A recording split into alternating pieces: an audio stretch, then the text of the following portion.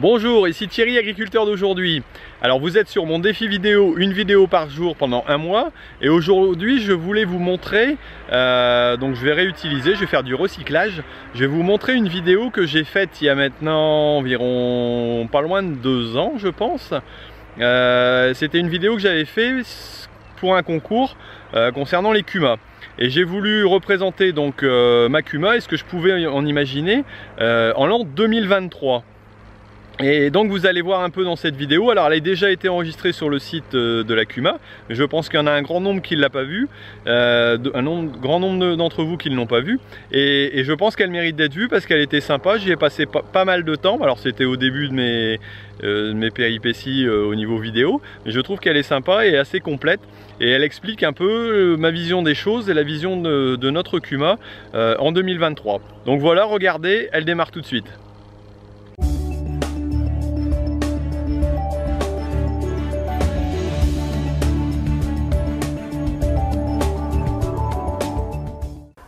Bonjour, ici Thierry Baillet, responsable du service communication de la Kuma Laverlossoise.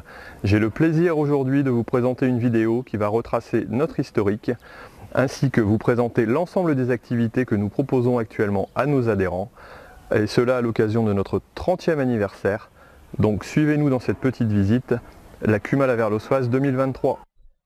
Pour démarrer un peu d'histoire, la Kuma fut créée en 1992. Suite à une réflexion d'agriculteurs de Vermelles et de Los Angeles. Les premiers investissements furent des déchômeurs et des tracteurs. Très rapidement, des groupes se mirent en place, pour les semis, la moisson ou encore les arrachages.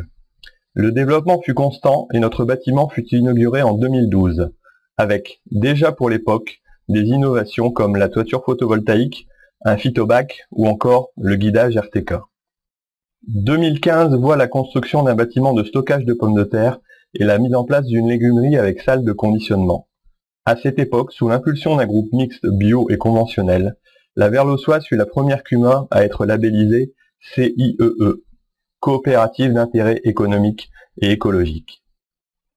En plus d'un soutien aux investissements de matériel alternatif, ce plan nous a aidé à mettre en place une structure de commercialisation basée sur la fourniture de cantines locales et un magasin. La Verlossoise voit sa demande d'adhésion exploser en 2018. Face aux nouvelles contraintes du Grenelle de l'environnement, de très importants besoins en outils alternatifs et en formation se font ressentir. Avec le soutien de la FR Kuma Nord-Pas-de-Calais, des réunions sont organisées. Pour éviter de devenir une structure ingérable et impliquer un maximum d'adhérents, le choix est fait de créer des Kuma satellites spécialisés. En 2020 est mis en place un méthaniseur qui fonctionne avec les effluents d'élevage et des broyages d'accotement. Nous avons inauguré cette année notre unité d'épuration et de compression destinée à transformer le méthane en carburant, avec pour objectif de devenir à terme indépendant pour nos tracteurs et fournir des collectivités locales. Depuis un an déjà, en juin 2022, les nouveaux statuts de coopérative agricole de production ont été adoptés.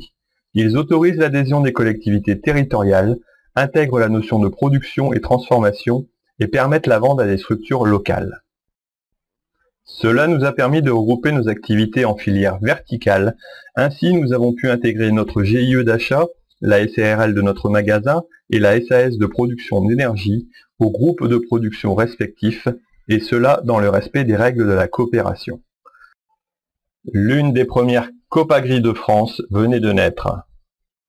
Mais la coopération, ce sont surtout des hommes, les adhérents, les responsables, et bien entendu les salariés. Thierry, spécialiste des outils alternatifs, forme les exploitants à l'usage des pratiques comme la binose à caméra, les RC trille ou encore la houe rotative. Grâce à nos nouveaux instruments de communication, comme la visiophonie en tracteur, Christian, notre secrétaire, reste facilement en contact avec les responsables et les adhérents.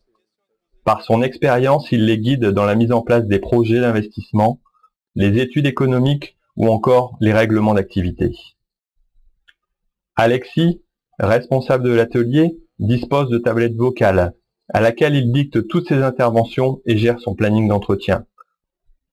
Il est aussi responsable du projet pilote d'essai de tracteur maître-esclave, sans chauffeur pour une société de nouvelles technologies.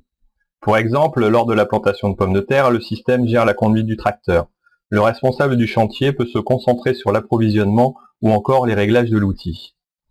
Un essai aussi de tracteur sur route sans chauffeur a été mené. Il semble prometteur, mais on est encore loin de l'homologation du système. Comme vous avez pu le constater, grâce à une dynamique de groupe, nous avons pu constituer une coopérative qui s'est évoluée avec son temps. La Verlosoise a permis de conserver une agriculture locale forte, qui sait répondre aux attentes des consommateurs. Et bien voilà, maintenant la présentation est terminée. Je vais devoir vous laisser. D'ailleurs, je pense que j'ai un petit souci là. Oh là!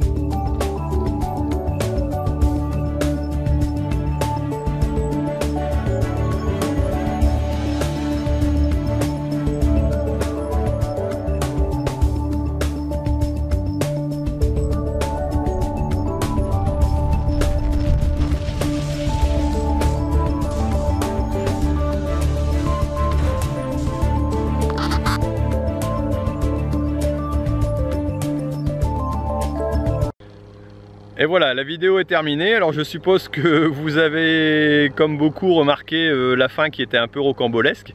Mais bon, je voulais mettre un truc un petit peu comique à la fin, donc voilà. Alors j'espère que vous avez aimé cette vidéo. Si c'est le cas, n'hésitez pas à la partager, à dire j'aime éventuellement. Et puis mettez-moi un petit commentaire en disant comment vous l'avez trouvé, comment vous imaginez l'avenir et les nouvelles machines qui pourraient exister. Ça serait sympa de voir un peu ce que vous en pensez au niveau des créations futures au niveau machine.